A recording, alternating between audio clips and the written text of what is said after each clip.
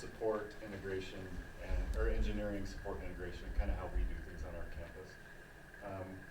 We will share a few innovations and lessons learned and things like that. And then we know that this model is not a one-size-fits all. We know that it's not going to match or work for all of your organizations. But we're hoping that there's a few things that you could think about or glean from this. Also, we know that we're not what we do is not perfect. We're always innovating. We're always coming up with better ways of doing things. So continual improvement model. So really quickly, we have a really close-knit AV team at UVU. We work together and have a lot of synergy. We have a lot of ownership, or we have extreme ownership of all of our services and all of our products and systems and things. We always make sure we have a backup, and so we have a first and a second on everything. And honestly, I feel like our team is our biggest asset at UVU. A lot of the things we do are really cool and things, but it's all because of the great team that we have. And so that's probably where I think I put the most focus on building at our institution. Did we want to, I realized we didn't. Oh, we didn't even introduce ourselves. I'm the Director of Audiovisual Services at UVU. I've been at UVU for 28 years, and I've been over the audiovisual side of things for about 25, so quite a long time. And I'm Brandon Bolander. I am the Assistant Director for that same department. I've only been there for 12. Or Associate Director, whichever one. Officially it's assistant. Let's just don't want to mislead anybody. So so really quickly, what we have and what we do. So as part of the full stack model, we do the support. We'll talk more about that later on, but just the tier 1, tier 2 support for all of campus, including events. Do a lot of events where we do tier 2 events where we just meet people and help get them going, make sure that they know how to use their own technology is usually what we're doing, and with those. And then also a lot of larger events where we're doing the audio and video and lighting and different things like that. So that's kind of what we do. We have 620 classrooms that have technology in them with displays, control systems, and all the peripherals and things. We refresh around 80 to 90 classrooms a year on a 7-year cycle for most things. Some things are on the 5-year cycle. It just depends on, we push things as long as we possibly can. But we make sure we buy high-level equipment too that will last the 7 years on most things. So that's kind of, let's see, what did I miss there? Lecture capture, we talked a bit about that yesterday for those that were there. But every one of our EVX classrooms is outfitted with lecture capture that automatically records. And also live interactive capabilities, so they have microphones and cameras and things, and all of our classrooms can be extended, all 620 of them. So, and they're all very similar, very consistent throughout. We'll talk more about that too. So we also are over a lot of conference rooms, around 100 conference rooms. 60 of those, the biggest and the schedulable ones and things, are Teams rooms? Yeah, they're Teams rooms. They have unified communication collaboration where they're using the Crestron Flex system in them. Made it so that they could also become Zoom rooms if our president changes or different things like that. So when our new president decides. We're going through a change of the guard, so.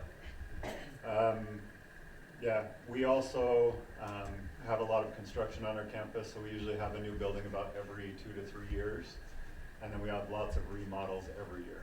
So we do all of that in-house. We take care of all of those things. We do the design and the integration, everything there too. Digital signage is another big thing that we do. We have 320 locations across campus. So it's kind of a general what we do, who we are. This next slide is, as I built the presentation, I realized that we weren't even talking about a lot of the innovative things or things that we do a little bit different or things that we've had success with and stuff. And so I made a list of them. And I decided that I'd bring it up at the very start, and then the things that you guys are interested in, we can talk about the most. And if you're not, we won't even talk about it hardly at all. So these are some of the things that we've done a little bit differently. So this whole presentation is kind of the full stack AV model, just doing all of it in-house.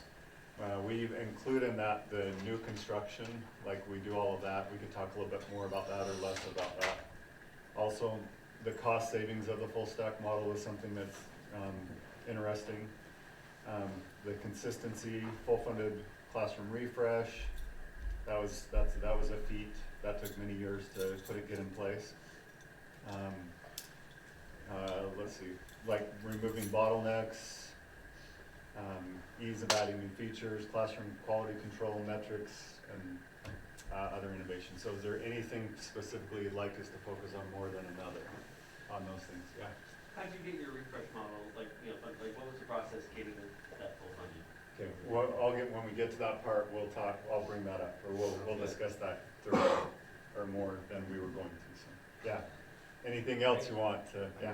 What are you, when you say full stack model, what are you conveying with that? Sure, we'll show you right now. Great Actually, that's the question. next slide. So what we're talking about is doing the design, the integration, and the support all in-house. So doing the full stack. So I mean that's a programming term, but we just coined it for this because we're just doing it all. So that's what that is. So perfect lead into our next slide. It was not a plant. Yeah.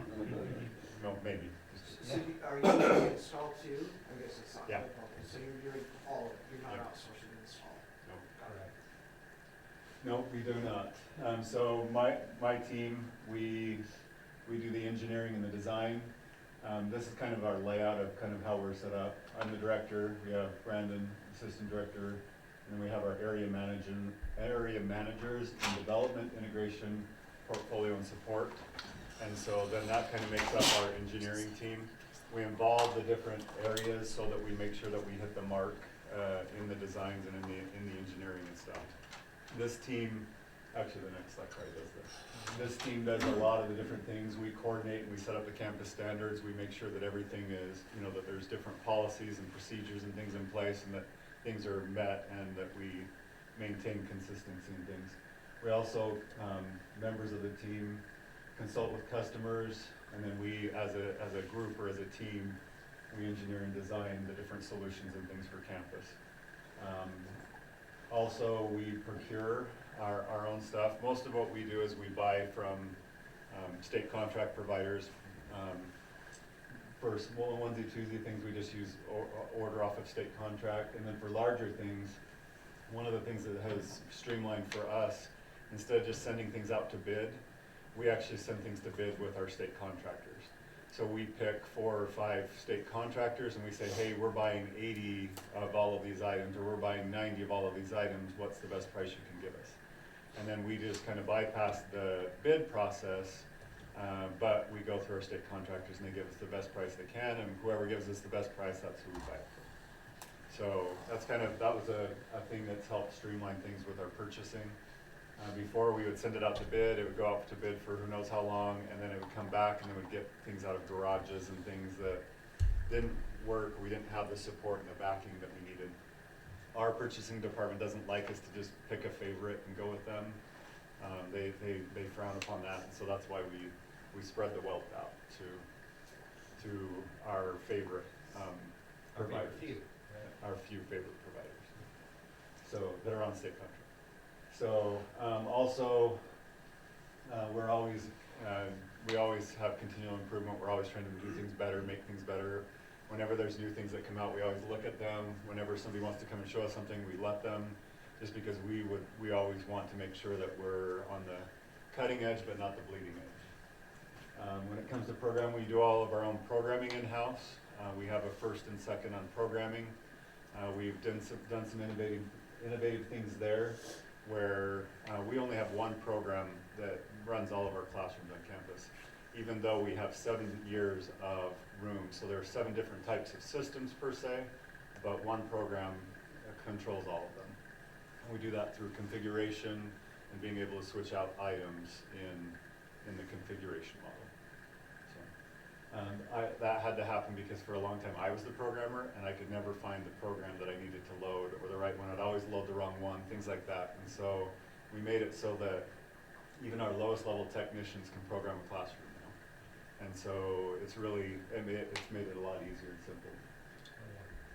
So, yeah, I agree. I was like, oh, friend. So also we use a lot of scripting and automation so that we can support so many rooms. With 620 rooms and finite crew, we definitely have to use a lot of scripting and things to check rooms, to make sure they're good, to make sure that nothing is down, no piece of equipment is, offline or anything like that. So we do a lot of that as well.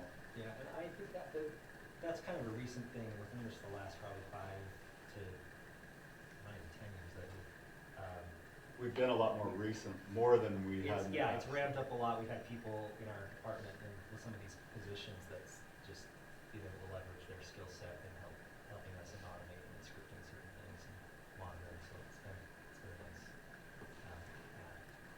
Yep. So we jump into integration. Yep. So as somebody asked, we do our own integration. That's why we said full stack, because we do it all in house. So we have our integration manager that falls. He's on our engineering team as well, because we want to get everything from him, all the information from him on things that went in well, problems he ran into, things that we can tweak and make better.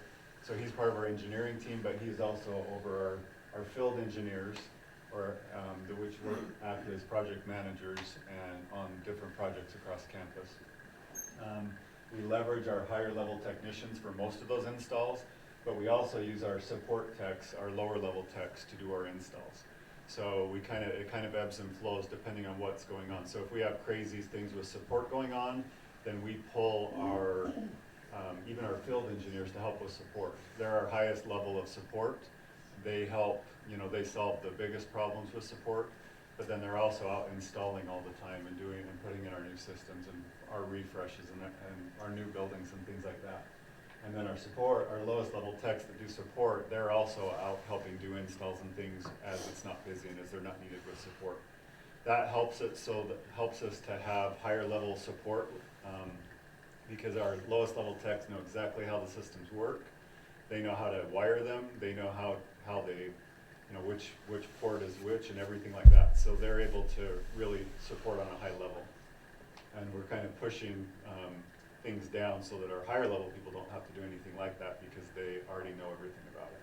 In fact, they can reprogram a room, our lowest level techs. So Yeah, often our field engineers end up being our tech threes that are progressing and kind of filling that way. So it kind of works out for us pretty well. yeah, so they're cross-trained both directions, with support and with install. So I should look here so I'm not looking backwards. So with integration, we do it all in-house. We do new construction remodels. We end up doing about a new building about every 2 to 3 years, and we do all of that in-house. It really helps us to get the right infrastructure and consistency across campus when we do it in-house. Before, when we would subcontract it out, when we tried it a few times, we would not get the equipment we asked for. We'd get an equivalent, and then it wouldn't be the same as the rest of campus, and we couldn't make it act the same or couldn't make it look the same. And so that was really hard for us. So that was one of the reasons we went to this model. We do all of that in-house. It helps us to have high standards and repeatable processes. It makes it so that our quality control and commissioning is always the same. The same people are doing it in the same ways every time. And so everything is at a really high level. And then it just makes it, everything we do is with service in mind. We know that we're going to support this for the life of the system, and because of that, we're going to take the extra time to make it perfect. Because otherwise, we're going to be back there in that room in a very short time. So we'd rather not do that. So everything is at a much higher level from the start. And so that's kind of why with the integration side of things. Yeah, it's nice. I think we already covered it, but our installers don't just install and walk away and never see the room again. They're accountable for their work, and so they do great work, or they come back and they do it. I think this really helps with our extreme ownership. My team has extreme ownership because they know that they own it, like literally. And so it really helps things to be at a high level. So with our support, we kind of talked about this a little bit already, but we have pretty much 3 levels of support: tier 1, tier 2, tier 3. Those are our different levels of techs, and we build them up from the ground level, knowing nothing, to being a higher level tech 3, and then even from there into field engineer and on. That's kind of how the support is, and then also we include events and our events manager and stuff in with support. So it's that we treat events and support as one and the same, because really that it is. You're just doing the same thing. You're supporting classrooms, you're getting people going, you're supporting event spaces, you're getting things going. So we kind of, even though we have a support manager and an events manager, they're tied very closely together, and there's cross training there as well. So we can pull our support techs and they can run a low-level event. We can pull our high-level tier 3 technicians that are our event techs if there's not much going on, and they can help with support. And they can also help with installs and different things too. So lots of cross training, cross collaboration. In fact, we gave our events technicians field engineer positions too, just with an emphasis in events and in that, so that they know that they have other responsibilities besides, and that they need to be cross-trained in other areas too. So, so with our support in-house, we first support things over the phone as best we can. We'll take calls and we'll try to resolve it over the phone. We have a lot of automation and a lot of control of rooms and stuff remotely, so we're able to remote into the rooms and control them and reset them and different things like that. So I would say, probably 60% of the time we're able to quickly remote in and solve problems and help them. A lot of times when it's their own equipment, different things that they're having problems with, we have to respond. We're able to respond to all of our main campus within 5 minutes. So we can get to a classroom really quickly. We help them, we're able to hold their hands and help them feel comfortable and get through things. So that's kind of our tier 1, tier 2 support. Tier 1 is remote, tier 2 is usually on site. Included in our tier 2 support, we do trainings. We can schedule trainings with anyone and help them feel comfortable once instead of having to go hold their hand 100 times. And so that's our tier 2 support, how we do that. We also have what we call proactive support. So I think this is one of our innovative ideas that has solved so many tickets and so many problems before they even become a ticket or a problem. So we go through all of our classrooms. We try to do it semesterly. There's a lot of them, so we go through as much as we possibly can over and over, and check them and test them. We also have scripts and different things that are testing the equipment daily and making sure things are online and working and stuff. So that proactive support really solves a lot. I would say probably more than half of our problems before they ever are a problem for the customer. So. Yeah, before they're ever reported by someone having an issue. Yeah, and along with that, we use some of our own in-house built tools to make this happen.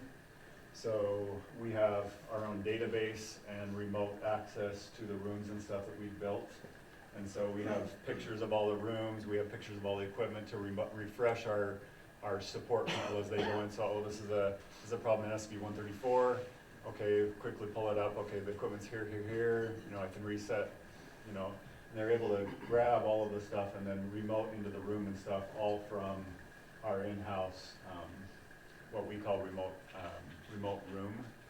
And so, Did you build that yourself? yeah. Yeah, so we built it in-house. Out of necessity. Yeah, back in the day we used RoomView and Fusion and all of those, but as we learned what we needed and what worked best for us, we built our own so that it did what we wanted it to do. So yeah, this is a few of the screenshots and views from that. We pull in and remote into a lot of the rooms. That's actually SB 134. That's why I said that room. So yeah, it's kind of fun. Few of the some of the benefits of the full stack model, or doing the engineering, the integration, and then the support. There's multiple things. You could come up with pages of things, but I just picked 3 to talk about for this. Sustainability is huge. Because you have extreme ownership, because you know that you're going to be supporting it, that extreme ownership really leads to a high level of sustainability. or, you know, people really put a lot of effort and time into it. The system designs are usually on a higher level and more consistent because we do that. And that really helps us to have a better overall product and a better overall experience for our students and faculty. So if you teach in the science building, or if you're in the auto trades building, you're going to be able to have a consistent experience. I teach adjunct, and so I'll get signed in these random rooms all over campus, and it's okay because they're all the same. And they all feel the same, even though it's one of the 7 years, there's consistency, and you're able to go in and use it the same way. Some of the newer rooms will have more features and different things, but everything's in the same place, it works the same, there's just a few added features per se. So that really helps there with uniformity and predictability. Also, predictable quality. We know what we're going to have, we know what it's gonna look like, we know where every cable runs, we're able to, you know, if there's a problem, we can find it really quickly because we know how it's all set up to a T. Also, as I mentioned, UI is the same across campus.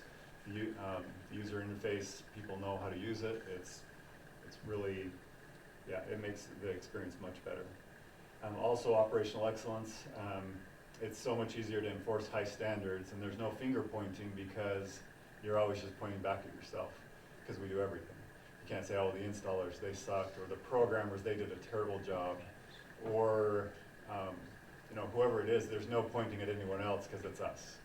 And so it really helps us to have high standards and operational excellence. I mentioned before we have one program to rule them all. We have one program for our classrooms.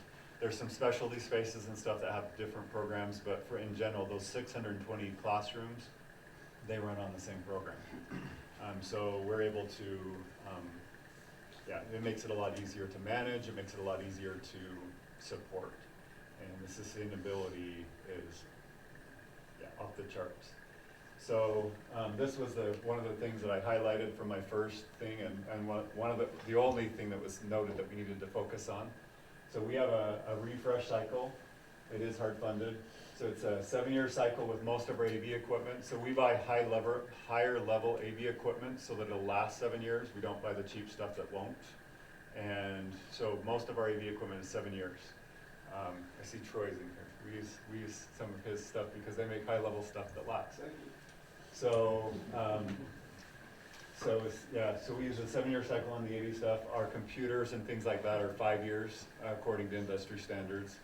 And then our LED screens, where we're using LED screens, usually 7 to 10 years. Usually at 7 years, we have to start replacing some power supplies and stuff, but we can usually push them to at least 10 years.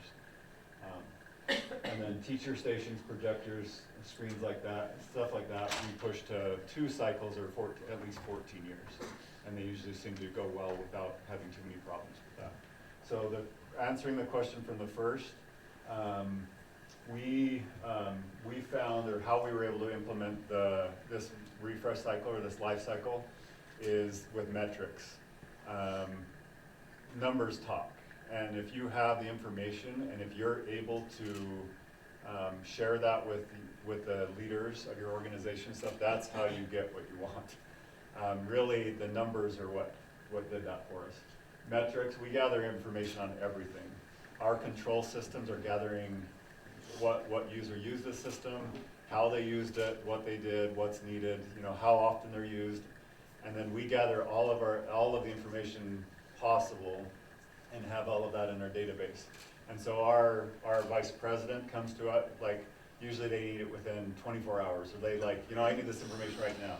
And we have it, we just, yeah, here, it's here, we have this, we have that. And then we're able to paint the picture of our needs and what campus needs. And we're a teaching institution. And for 20 plus years of working at UVU, our refresh cycle was not hard funded. And it made no sense to me because we're a teaching institution. Why would we not fund our classrooms? And so that was my argument, that was my spill. I had all the numbers and data and everything to back it. And finally, there's like, yeah, this makes no sense. We should fund this. And so they funded it. And so that's kind of how it worked. It was, I would say more than anything, it was the numbers or the metrics that really helped us to make that happen. Did you have one set of, like, let's say, one set of metrics that you think that resonated more with them? I mean, it's more of a picture, like you said, painting a picture, but. I think it was just painting the picture in general, but that's what we use to paint the picture. I wouldn't say that any number, what would you? Probably not. We did use metric numbers when we looked at like polling certain things, like say our Blu-ray player or something, or we used to have that in every room, and then we could look at the metrics and say, gosh, like 2 people are using this every year, like it's not worth it. And then once they saw that we were doing things like that, and that we weren't putting fluff in, and that we weren't, over programming, that we were programming to the needs of the people, or the needs of the masses, I think that helped a lot with them buying in and giving us the funding that we needed. We do a lot of like innovative things like pilot rooms and things like that, but we wait until we see how much they're gonna use it and how well it's bought into before we display it to the masses. So, yeah, so that's kind of our refresh cycle. Any other questions on that? That was one of the things that, yeah.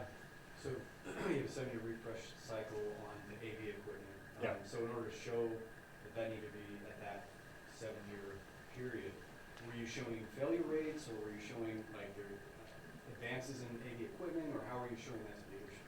So yeah, so we know when we do have those numbers and things from the information we gather. More than anything, well, it was that, and then we also looked at industry. And we wanted to make sure, and we pushed, I think what I pushed the most was following industry standards. And so I went to all the different universities in Utah and I asked, okay, what are your refresh cycles? Some are really good, some are really bad. And then I went to the industry and said, okay, how long is your equipment supposed to last? And then it was kind of a broad approach, looking at when we saw things fail, and then also what industry standards are, and then what other people are doing. And that's how we kind of set it. And for years and years, I fought for a 5-year cycle, but our numbers didn't show that it needed refreshed at 5 years. So things weren't failing at that point, most of the AV equipment. And so we went from pushing for a 5-year, we're good with a 7, as long as our computers and our computer peripherals and things are refreshed at a 5. And so that was a cost savings that saved millions of dollars by pushing the rooms those extra years because they didn't need refreshed earlier. So it was kind of a mix. It was industry standards versus what we're seeing with our equipment and what our metrics and things showed us. So that's how we came up with it. I have a question about Blu-ray players. So I got pushed back from our law school saying that they have to have Blu-ray because they can't get to media anywhere else. Do you feel like Sure. that problem? Yeah, and with things like that, there's areas that need things like that where you leave features like that in, but you don't have to deploy them campus-wide when they're not being used campus-wide. Yeah. So you can put the Blu-rays. Our science building, they really like document cameras because they put their their microscopes on them and things. We don't need those in every space or in all of them, or we're able to use much cheaper document cameras like USB document cameras in all the other spaces. But for them, they needed higher level ones for their microscopes and stuff. So you adapt to the different areas and you add those added features. From feedback from them too. We made those changes, at least in some of the rooms, and they're like, what are you doing? We want this, we want the good ones. And ideally, you know that from the metrics and things, and this area does use them, but this area doesn't. And so you can kind of deploy according to what your numbers say. So, yeah. So efficiencies. Do you want to take that, Brandon? Yeah. So we talked about some of these things, but really the higher level of support we get from our technicians actually learning how the systems function by helping install them is a huge boon for us. We don't need to make the calls to our contracted installer or any of that kind of thing. It simplifies that whole process for us. It's great to see our technicians, at least for me personally, I love seeing our new technicians who know very little about our spaces start just getting in there, finding they love certain aspects of it, or and then having the light bulb turn on for them when we're showing them or having them wired up, and they go, oh, that's what that does. And So So it's great. It's like on-the-job training that also helps us do our work. So the automated monitoring and the database, these different things that we've built up and put in production have helped a ton. Again, for the same reasons. All of this kind of ease of access for our technicians to do their job and do it well. Yeah, with this, some of the efficiencies that we receive is we're able to innovate and add additional features very easily. And so, with this extreme ownership with this, people, like different levels of the team will be able to bring things, hey, it'd be so much better if we did this or did. So a couple of examples I had, actually I was gonna delete it because it was in blue, but since it's there. So like we use the 502 security keys to log into our systems. That's something that was kind of an innovative thing to make things quicker. I can't cover this. Yeah. So, yeah, you can. So that's an example of how with efficiencies that are developed through this process. And so we noticed that our faculty were taking too long to log into the systems, and it was kind of a frustration. So we have classes back to back to back, and our rooms are pretty full most of the time. And so teachers have there's like a 10-minute window in between, and so they have about 5 minutes that one teacher cleans up, the other one comes in. They only had a few minutes to get their stuff up. And so what we did to make that quicker is we implemented the 502 security keys to where they could just tap it on the top of the teacher station, and it would log them into the AV system, the control system, and then also into their computer, into their accounts, and pull things up the way they liked it. So it went down from, I think it was a minute, about 2 minutes to log in with everything by the time they typed their password and everything, to about 20 seconds.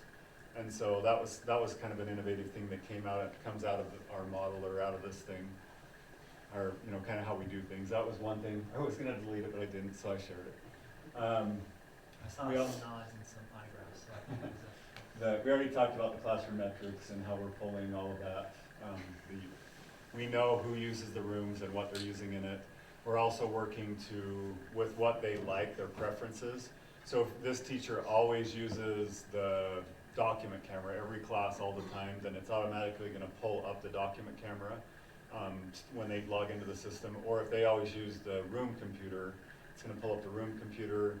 If they always use their own laptop, it's gonna pull that up. So it kind of automates and makes things quicker for them without them even knowing or realizing what's happening.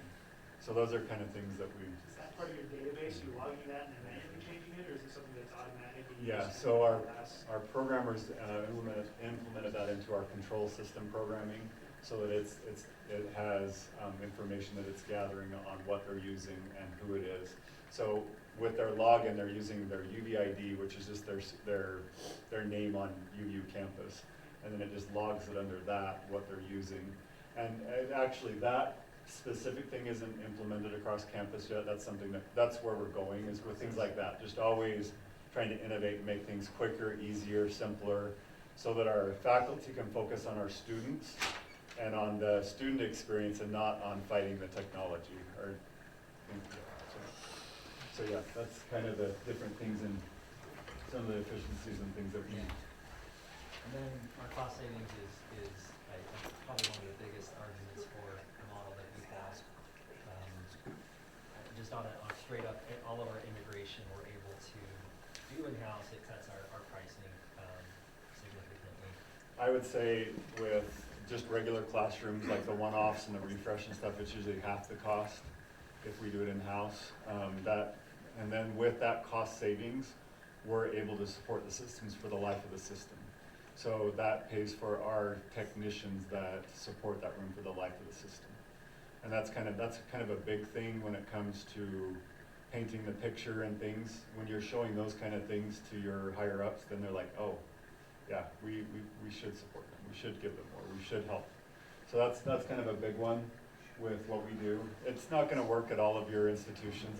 That's kind of why we put the caveat, or it probably won't work everywhere, but you can do some things, or there's different things you can do that will help make things better in that avenue. I think the biggest one is with new construction. This is where you're able to save the most money because there's tons and tons of markup. Every level is 20% markup. So your architect comes in, boom, 20% markup. Actually we missed a level. oh no, it's there, general contractor, so your architect, then your general contractor, then your engineer, then your electrical contractor, then your AV contractor, and then your integrator. There's 10, on those new construction, installs, there's 120% markup or more. And so when we stepped in and we said, hey, we're just gonna do this, we were able to save most of that 120% on those big projects. And when you're doing a building every 2 to 3 years, that adds up. One building alone, I believe we were able to save $4 or $5 million. So the first building was $720,000, and the last one was about $4 million in markup costs and stuff that we saved. There's a couple of, I can't remember, do we have more? Yeah, we do. It's coming up. So. Yeah. I mean, I will say that, I guess the caveat to this is that it is a big pull for our department to do these buildings, and as they're all hands on deck kind of. Because there's such a drag or a drain on your team, we actually have to plan, I would say, a year in advance for these things. And we do a lot of the work gradually building up to the building. So we're building out racks, we're doing equipment and stuff on the downtime. We don't have downtime, but on the side, there's no such thing in our department or on our campus. So yeah, but on the side, we're building things out, we're preparing things, we're getting programs ready, we're doing things a year in advance so that we are able to actually pull them off and make them happen. It makes it look like we do it really fast and really efficiently, but we're actually prepping and staging and doing things well in advance. Yeah. So maybe 2 questions. Sure. Are you then considered a subcontractor in the process? Yeah, we'll talk more about that in a minute. The position that puts you in, and then the other It's part interesting. maybe you talked about more is the owner furnished contractor installed stuff. So in our instance, I can't attach anything to the building, but I can supply the mounts, but I can't go install the mounts. But I'm allowed to go in during the construction phase and install the equipment that we opted to owner furnish, owner install. So I don't know if you're gonna talk about that. We are. It's actually one of our next. It's actually this. Is it this one? Yeah, it's this slide. So, yeah. So yes, thank you. You're welcome. Another plant. Bills and So yeah. So there are some caveats, and there are some things on some campuses where you won't be able to make this work. It took me a lot of years to make it so we could do this. We've actually done this for the start. I've done this since 2004, this model, but there's a lot of gotchas like that we had to fight through. And we'll talk about this right now. So really quickly, so the first thing we did to become that, kind of like you said, that subcontractor per se, is we got a seat at the table in our construction meetings on the buildings early on, not just the construction meetings, but the programming meetings and stuff. And so what we did is we provided, it's the bottom one, AVDG, so our audio video design guide. So we created documentation for the construction process on everything we want, and how we want it, how we want the conduits laid out, what we need in each type of space. We gave them everything. And so we took away the engineers need to do it because we already did it. And then we gave it to the architect and said, hey, we're gonna make you look good. And we give them all of this. And so instead of bringing a boilerplate from another building, the last building they built or whatever boilerplate they built up over the years, they take ours instead of the one that was wherever they get theirs. And so they start from a really high level with what they know what we want. And because we give them all that, they're pretty happy with us, and in most cases. And so then they're willing to work with us a little bit more. And so we say, okay, we need to get into the building 6 months before it's, before occupancy. We understand if we ding walls or whatever, we'll be responsible. We'll act as your subcontractor. If there's things you want us to do, whatever, we will follow your protocol. We'll be like one of your subcontractors, but we want to do this. This is how we do it. We've done it 20 times. We know what we're doing, and we sell ourselves to them, and then we are like a subcontractor. So we get into the building a lot earlier. We're able to do things in different ways. Yes, there's some liability, but at the same time, the liability is very much outweighed by the benefits. So that's getting a seat at the table in the programming and construction is really important. You have to get buy-in from the project manager, from your facilities project manager, or whoever from on campus is running that project, because you're gonna have to work with them constantly. At that seat at the table, I would say it seems like a waste of time because they're talking about so many things besides AV. But that 5% in those meetings that you're able to catch and fix and resolve is worth all of that time. And so, yeah, Who do you send to those? Do you go to it, or? usually, Yeah. if I can. If not, then Brandon or will assign the AVPM for that project. So if we have too many things, then we'll just assign an AVPM that will be for that project. And then we keep the same one for the entire project. So if it's not me, then it's Brandon or Sean or whoever it is on our team, they're gonna be that for the whole project. We don't switch it up. So, yeah, but if I can be, then yes, because those are such big projects and stuff that honestly, yeah, if I can be there myself, then. Or Brandon, because he's probably better than me. So, let's see. Oh, we also have learned that you have to get buy-in from the building owner. So if it's your business department, whoever they have that's their representative for that building, you need to make them on board and happy with you. Like, you need them to come to you when there's any problems or questions or concern. We had actually one of our most recent buildings, we had our building owner was not on board with us. They thought that they could do it better themselves. They thought that they wanted to go get other people to help them and so that became really hard. And we have some problems with that building because of that attitude and because of that. So we've learned that you have to get your building owner on board and know that you're their advocate. And as soon as you sell yourself as the advocate to them, then they come to you. That solves, I would say, so many problems. So that's a really big thing. Getting into the building early, we talked about, and then we talked about the AVDG. So any questions with, doing new construction it's daunting. It's kind of a big pull or big drain or on your departments and things, but it is feasible to do with a small team. So a question about, as a subcontractor, I'm assuming you're billing back for the equipment and for your time for all of your technicians that are working on a project, is that correct? So we're not actually working as a subcontractor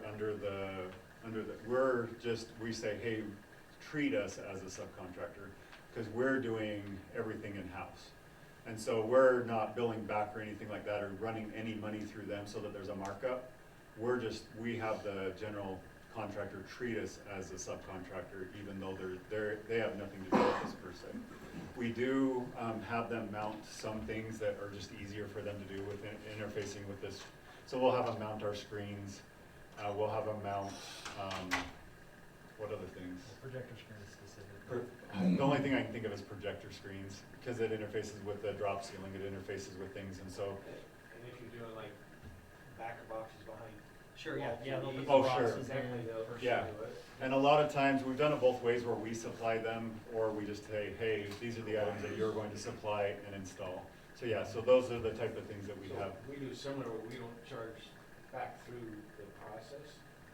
We don't charge our time or materials. No, we don't either. We have spending approval from them to spend their money. Yes. Right, that's what we do. So we don't have to buy it and back charge it back through, we just get spending. Exactly, so that's exactly what I was trying to say, is we're not actual subcontractors.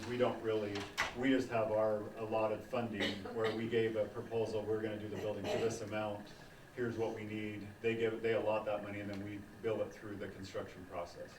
So yeah, so we're not actual subcontractors, we're just treated by the general as one, but the exact same way you do it. Is your ADVG independent per building? Do you tweak it per project?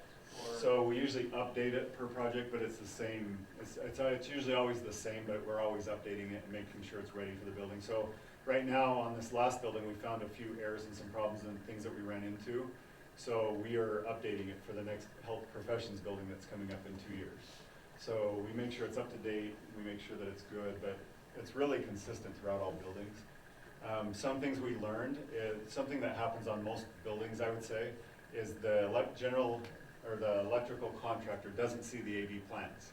They're looking at their electrical plans, but they forget to look at the AV plans, and they find them about 3 or 4 months into the process. There's already been concrete poured, your conduit's not in place, your floor boxes are not in place. So one of the things that we're doing this next time is we're adding it in where we have a sheet that actually goes into the electrical plans. And it gives all of the different, like, overview, a one-page overview of all the different AV that's gonna be in the building. And then from that, they're gonna have lots of questions, and they'll say refer to the AV, the EJ sheets or the AV sheets, so that then they can go get the information that they're looking for, but it gives them a general overview of everything in the electrical plans, because otherwise they miss some. And so that's, yeah, so that makes it so that they go look for them, because they're like, oh, I have to do all this stuff. Where do I get the information? Oh, EJ sheets or the AV sheets, and then they are able to go get them. So, one of the biggest things that has made this whole process, the full stack process possible on our campus, is all of our interdepartmental relationships. We've had to really make some efforts to create these relationships. I would say one of the biggest one is with procurement. They're our gatekeepers, and they don't allow people to buy AV on our campus unless they go through us. So they're our gatekeeper. They're one of our biggest advocates and biggest helps, because, you know, they actually, you know, people can buy this really garbage stuff and then they call us and say, hey, come make this work. That doesn't happen because our procurement team doesn't allow them to do that. They say, hey, go talk to the AV team. And then they come to us and then they get it done right, instead of wasting tens of thousands of dollars, and then it's just like you bought a bunch of crap. And so the procurement team is really important. Electrical, so our facilities electrical team is really important. We found that they couldn't keep up with all of our installs and stuff, and so we were always like dragging them around and waiting for them for weeks and weeks to have a power, you know, an outlet installed or whatever it was. And so we hired some of our field engineers that have some electrical background, and then we have them work under the direction of our electrical shop, following their standards and doing things and under their licensing. And we're able to do our own electrical as well for our projects, so that we are able to streamline things and move as quick as we want to. So that's important to have some of those relationships like that. May not work on your campus, but that's what we had to do to make it work on ours. Same thing with networking. We do our own data drops, and we do our own stuff there because they could not keep up with us. They could not do all the things that we needed in our rooms. So we went to them and said, hey, we will follow your standards. We'll do everything you say. We'll patch according. We'll clean things up the way you want it, whatever you want. We just don't want to wait for your subcontractor to come in and do it for us. We want it to be done right. We want it to do it ourselves. We'll follow your protocol. And they're like, sure. And so we have that in place. That was another bottleneck that we got rid of. So with IT, with like development, APIs and scripting and things, we've done a lot of the same things where we leverage them and we use them as we can. But it's more, instead of entering these great big projects, do this for us, we use them kind of service requests, like, hey, we've done all of this, now we need you to tie it into our SSO, or, you know, whatever it is. And so we leverage them as well, so that we don't have these year-long waits for an IT request as well. Yeah, security, similar things. Facilities, with the new construction, we have really good relationship with them, so that happens. We already mentioned the AVDG. We also have an AVQG, which is for in-house remodels. It's just a simplified version. It's not a booklet, it's pages. So instead of a chapter book that we hand them, it's just like, here's your key things for this remodel. And then they're able to follow those. We've had a hard time with our facilities and with our facilities project managers implementing those, but over time they do it. It's just you have to train them to do it. So let's see. So roadblocks and hurdles, support. We just had so many systems and so many rooms. When you have 620 classrooms spread out across buildings and stuff, obviously it's really hard. So that was one of our roadblocks at first. So many calls, so much, it could just take all your time, just be a drain, just all that unplanned work. And so that's where we've done a lot of the scripting and really trying to resolve problems before they are problems. And then that opens us up to do more from an install standpoint, from a quality, on all the other fronts in the full stack model that we were talking about. So a lot of things like that we've done, making things as consistent as possible. A big thing that we've found in gathering metrics and stuff too is you really need a CSM, or a customer management system. That's critical in gathering your numbers and getting the full picture and painting that. So, and another key thing to that is getting as many people on campus on that same system. And if you can't, so for instance, our facilities department will not get on the same system. They have their own, they love it. They like literally think it's the most amazing system there is, and it's like, it's not that great. But if they won't switch, then getting APIs so that you're talking back and forth and so that you're getting that information that you need from those systems. With that one, we're still working on that, but we do have that in place with others, like, yeah, so into our, Yeah, I'm just gonna wrap up with, well, we appreciate you guys, being here and, kind of letting us share what's working for us and how it hopefully can help you guys too. yeah. Any questions? I think we have a couple minutes. Yeah, How many people are on your team total? I don't know, how many people are in? 35. What's that? 35. 35, but that's also Full-time be, employees, student employees. those are most, I was gonna say mostly students. Oh, okay. And part-time employees are mostly 5. So we have the events team, so we support all the campus events, that's one, a team done the support, the integration, and then, you know, a few sysadmins for different systems we have. But counting all of our part-time employees, about 35, I think we have 12 full-time employees. Okay. On your refresh, 89 to 90 rooms a year, how do you navigate like class schedules? Do you do it all during breaks? So we did it during breaks for a long time, and then we went to our academic scheduling and said, hey, here's what we're doing, here's why we need to do it, and they're on board with us, and so they find us as many rooms as possible, and they've actually moved the classes for us so that we can do our refresh. What rooms that are too busy to do that in, and you know where it's not possible, then they help us schedule those during the breaks. So they're the ones that choose which ones need to be done during the breaks and which ones we can do during the semesters. Yeah, great question. During semester, you don't have 100% availability. Right. So There- your registrar and scheduling needs to know that they're gonna have a certain percentage offline. It's not a lot. We're able to refresh rooms in about 2 days. So they just take them for 2 days and they move the classes to another room.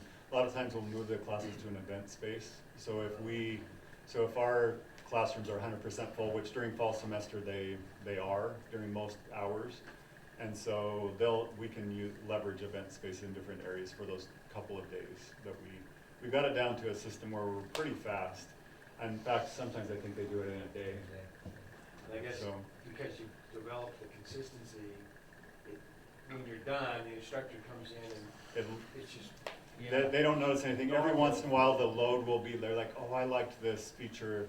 But for the most part, for them, it just works better and faster. that's my concern, is disrupting them and having to learn something new. We used to wait until the semester, but we decided we're not gonna change it. It's gonna be the same. We're just making it better, faster. And so if we do major changes like that, we will, but we'll do it to all the classrooms in the break. And then it happens everywhere versus just one room that all of a sudden changed. Yeah, we work with our registrar and like to plan it ahead of time, which is a big one. And so we only move, the class will only ever move once. If they move into a new room for the refresh, then another room will fill into where that room is just refreshed. It's like it's continuing like down shift. So they never see the room twice, they never see the change, because they're just moved into another room. We aren't as fast as you though, it takes more than 3 minutes. Yeah, we keep trying to get faster and faster, so. Any other questions or thoughts, comments? We tried to speed through a ton of information. That's good. We probably could have stopped on one thing and spent the whole time on it. I think I have one, Travis. That's fantastic.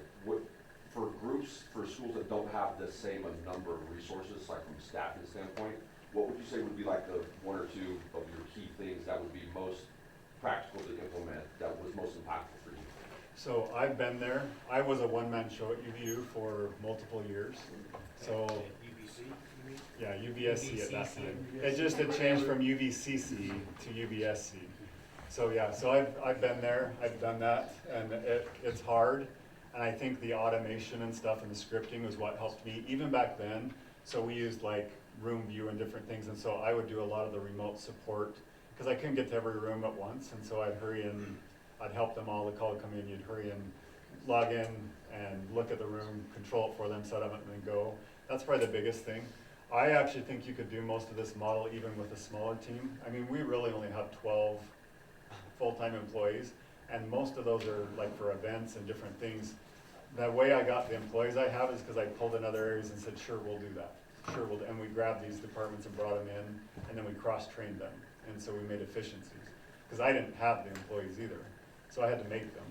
And so there's things like that you can do, like look for efficiencies. And then also, the first couple buildings that I did, I didn't have an install team, so I subcontracted out the install, but I was the, I guess the project manager. So I didn't have, I only subcontracted out the install. So pulling the lines, pulling the cables, and doing it according to how I wanted it. So I pretty much just hired workers. It was companies, but I just said, this is what I want you for, this is what I need you for, and here's what we're going to do. And that's how I did it. So I leveraged companies, install companies and stuff, and then made them do it according to how I wanted it. So there are ways to work around to make it work. I did it for many, many years, and as then you'll just build credibility, and then, you know, your administrators and stuff will start to buy in and see the big picture and make things right. So, yeah, great question. Those are a few of the things, probably scripting and automation, and then thinking outside the box, kind of doing a hybrid model where you're the project manager, you're the person running the project, but you hired installers. And you detail exactly what you want them to do. You lay out the commissioning for it. This is how I'm going to commission it. This is how we're going to do it. And then have them follow your commissioning, and then with you as the project manager. And then I usually go, back in those days, I would go work with them side by side. And then figure out things that were better, and then say, hey, let's do it this way. And yeah, I don't think I got paid for that, but that was like, me being done. Well, thank you both very much. Thank you. Thank you.